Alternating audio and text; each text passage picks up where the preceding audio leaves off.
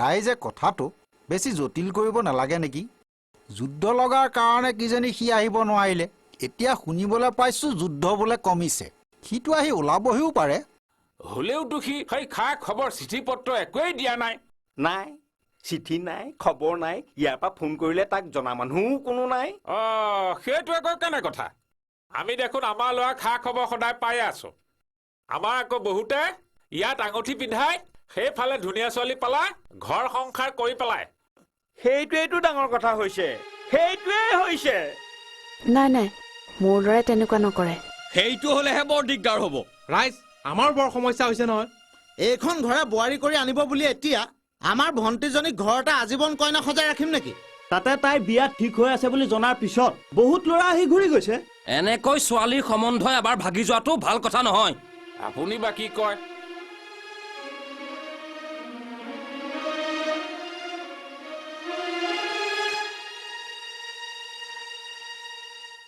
এখেতসকল বিপদতে পৰিছে। আপোনালোককে সাক্ষী কৰি মই এদিন তাইক মোৰ ঘৰৰ বোৱাৰী কৰিম বুলি কথা দিছিলোঁ। এতিয়া যদি ৰাইজে মানি লয় তেতিয়াহ'লে মই আন এটা প্ৰস্তাৱ দিব পাৰোঁ। মোৰ ডাঙৰ ল'ৰাটোলে তেখেতৰ কন্যা যদি বিচাৰোঁ তেতিয়াহ'লে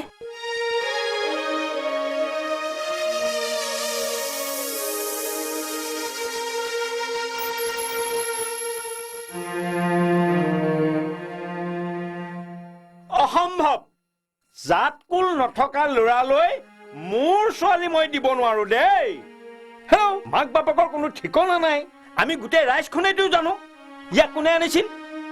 সেইজনীতো আছেই নহয়। আপোনালোকে যি জানে সেয়া সঁচা নহয়।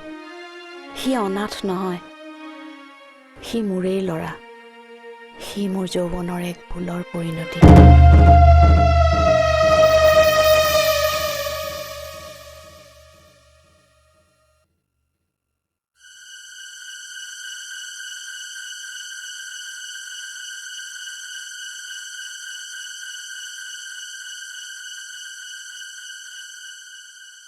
তেতিয়াও আজিৰ দৰে দলংখন ভঙা আছিল।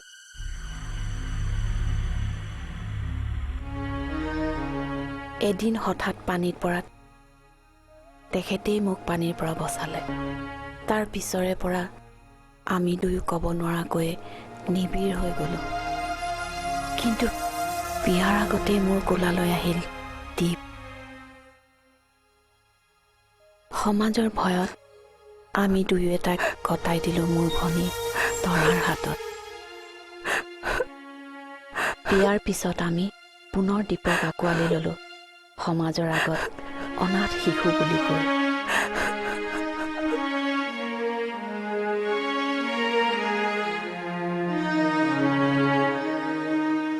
সমাজৰ বান্ধোনৰ বাবে আমি তাৰ আচল পৰিচয় লুকুৱাই ৰাখিছিলোঁ।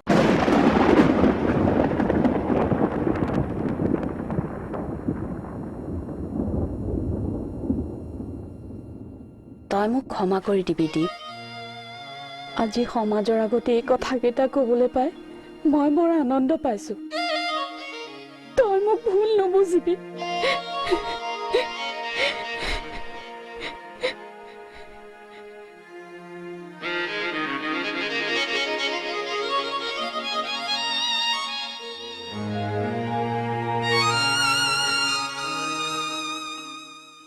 কথাটো ওলাইছে ভালেই হৈছে।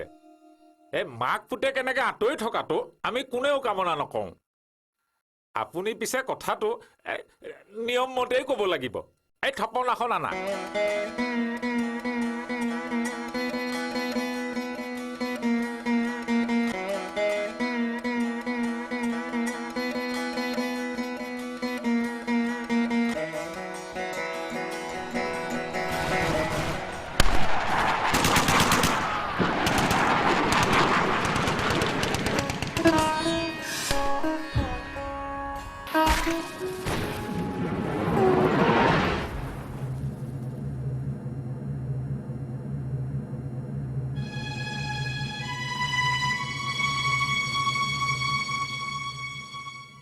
মা, মোক ক্ষমা কৰিব।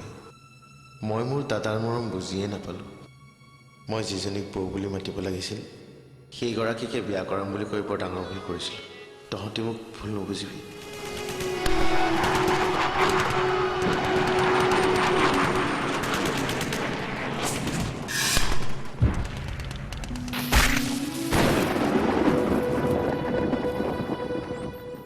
ৰাইজ মোক ক্ষমা কৰিব অহাবাৰ ছুটীত আহিলে জানমণিক নবৌ হিচাপে আমাৰ ঘৰত লগ পাম বুলি আশা কৰিলোঁ মা আহিয়ে কিন্তু দাদাৰ বৰ ভৰিত ধৰি সেৱা কৰিবি ভগৱানৰ ওচৰত প্ৰাৰ্থনা কৰিবি যুদ্ধ শেষ কৰি সকলোৰে যাতে মই ঘৰলৈ উভতি আহিব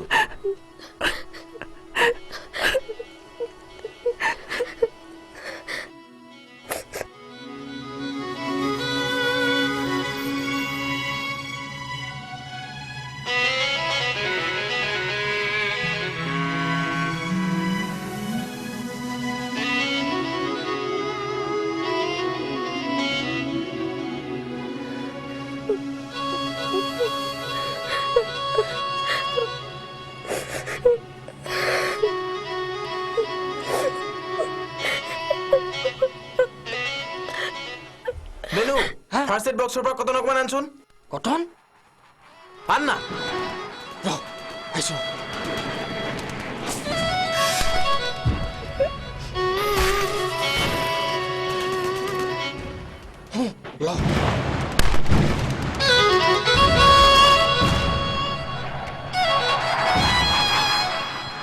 এতিয়াহে শান্তি এই গাঁৱৰ বিহুগীতবোৰে বৰ আমনি কৰি থাকেও একো শব্দকে নুশুনি খালি বিহুগীতবোৰে বাজি থাকে এতিয়া চাম কেনেকে নালাগে